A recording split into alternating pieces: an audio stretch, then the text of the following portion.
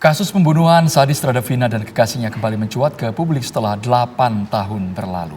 Tetapi masih menyisakan kejanggalan di mana 3 dari 11 tersangka belum tertangkap aparat. Seperti apa perkembangan perburuan terhadap para buron ini? Sudah bergabung bersama kami Dirkrimum Polda Jawa Barat Kombes Pol Surawan. Dan kami juga pemirsa akan berupaya melibatkan Ketua Indonesia Police Watch yaitu Pak Sugeng Teguh Santoso. Tapi sebelumnya kita menuju ke Pak Kombes Pol Surawan terlebih dahulu. Pak Surawan sudah membuat proses identifikasi atau proses investigasi tidak maksud kami untuk peristiwa ini. Sudah 8 tahun berlalu dan 3 orang buron belum tertangkap dari kasus pembunuhan sadis ini.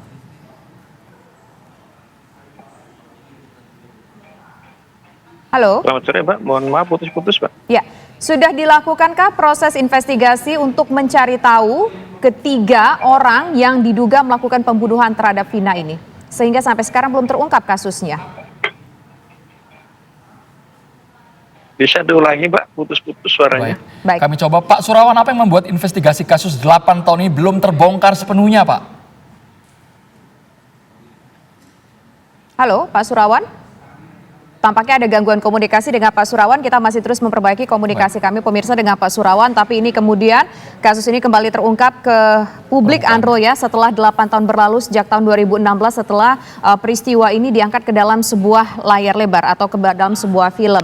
Dan ternyata ketahuanlah sampai saat ini pemirsa masih ada 3 pelaku yang melakukan pembunuhan terhadap Vina dan kekasihnya ini masih beredar di luar, masih menjadi buronan. Nah, apa sebetulnya yang menjadi penyebab ketiga orang ini tak kunjung tertangkap dan apa upaya yang akan dilakukan selanjutnya oleh pihak berwajib? Kita coba kembali pemirsa menghubungi Pak Surawan. Sudah bergabung bersama kami Pak Surawan?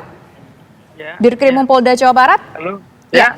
Pak Surawan, sudah ada proses investigasi tidak untuk mencari tahu keberadaan 3 orang ini, Pak? Pak Surawan. Ya, suaranya putus-putus, Pak. Baik, mungkin izin nanti Pak Surawan bisa sambil dipegang saja, Pak, teleponnya supaya jelas jika memungkinkan. Silakan, Pak, dijawab, Pak. Pak Surawan, sudah dilakukan investigasi untuk kasus ini, Pak Surawan? Ya, Mbak, jadi kita sudah melakukan investigasi untuk melakukan pemeriksaan kembali ataupun interogasi kepada para narapidana yang saat ini berada di Lapas Kelas 1 Cirebon. Jadi tujuan kami untuk mengetahui yang 3 orang ini siapa, kemudian perannya apa, dan yang paling penting adalah kita ingin mendapatkan identitas secara lengkap dari 3 orang yang memang sekarang ini masih belum dilakukan penyidikan. Kalau untuk usia, ciri-ciri fisik, identitas tempat tinggal terakhir yang sudah disebar oleh Polda Jawa Barat ini, Pak, akurasinya bagaimana, Pak, untuk penelusurannya?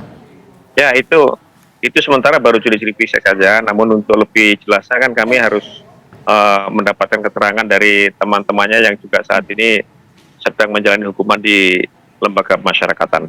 Ya, Pak, ini ada informasi yang beredar di luar sana bahwa salah satu tersangka yang dinyatakan masih buron ini adalah kerabat ataupun memiliki hubungan kekeluargaan dengan salah satu anggota kepolisian. Nah, apakah itu terkonfirmasi, Pak?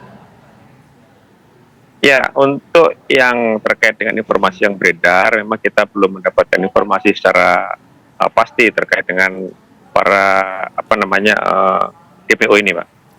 Jika kita uraikan bersama Pak Surawan dari 11 tersangka ini, sebenarnya siapa yang menjadi otak pelaku? Apakah betul otak pelakunya yang masih kabur hingga kini, Pak?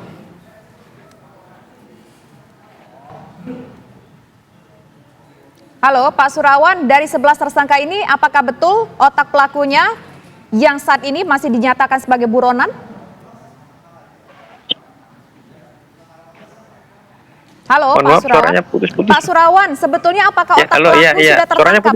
Ya, Pak Surawan, apakah otak pelaku sudah tertangkap, Pak? Otak pelaku pembunuhan sudah tertangkap? Atau 3 diantaranya yang masih buron ini merupakan otak pelaku pembunuhan? Jadi terkait otak pelaku kita memang belum bisa menentukan siapa otak pelakunya karena pada saat kejadian peristiwa ini sendiri memang tidak ada otak pelakunya. Jadi mereka secara spontan itu awalnya melakukan pelemparan terhadap kedua korban pada saat mereka melewati sekerumunan orang yang menjadi pelaku ini. Baik, tapi paling tidak perannya masing-masing sudah diketahui Pak oleh polisi Pak.